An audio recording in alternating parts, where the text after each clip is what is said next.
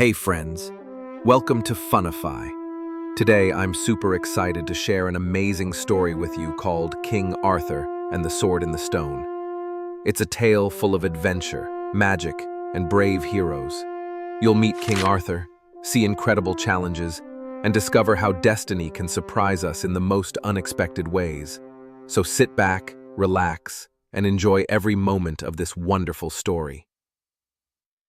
Once upon a time, in ancient England, there was no king. The land was in chaos, villages in despair, forests wild and untamed, rivers often overflowing. The people yearned for a true leader, someone wise and brave who could bring peace and restore hope.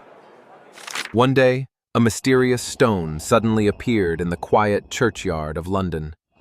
It was unlike anything anyone had ever seen before. Strange, ancient, and full of an eerie aura. Embedded deep within the stone was a gleaming sword, its blade shimmering with a light that seemed almost magical, as if it carried a power from another world.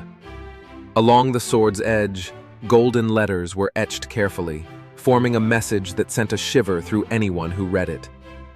Whoever pulls this sword from the stone is the rightful king of England. Rumors spread quickly, and people from all corners of the land came to see the enchanted sword, wondering who among them might be worthy enough to claim it. Many knights and warriors tried to pull the sword from the stone. They tugged and strained with all their might, muscles bulging, veins standing out, faces red with effort. Some called upon their strongest companions, hoping that together they could free the blade. But no matter how hard they pulled or pushed, the sword would not budge. It remained firmly lodged in the stone, as if it were silently waiting, patient and unyielding, for the one person truly worthy to claim it. Whispers spread among the crowd, who could be brave and pure enough to succeed where so many had failed. Years passed, and in a quiet village lived a young boy named Arthur. He lived with his foster father, Sir Ector, and his older brother, Sir Kay. Arthur was not a knight. He wore simple clothes and spent his days helping villagers, tending horses, and learning lessons about kindness, courage, and honesty. One sunny morning, the village buzzed with excitement. A grand tournament was about to take place, and knights from far and wide had gathered to compete, their armor gleaming in the sunlight. Stalls lined the streets, merchants shouted their wares, and the air was filled with the clatter of hooves and the murmur of eager spectators. Sir Kay, Arthur's brother, was preparing to participate. But to his dismay, he realized he had forgotten his sword.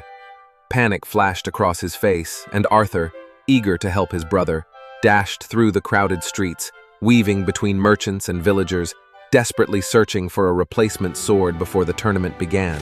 By chance, Arthur stumbled upon the mysterious stone. Curious, he reached out and, without thinking of the legend, pulled the sword from the stone with ease.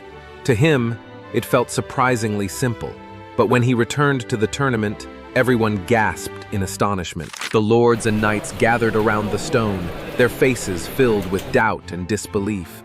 Whispers ran through the crowd. How could a mere boy, so young and untested, ever hope to be king?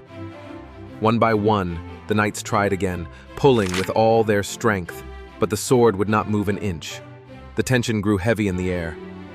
Then Arthur stepped forward quietly. As his hand touched the hilt once more, a silence fell over the crowd.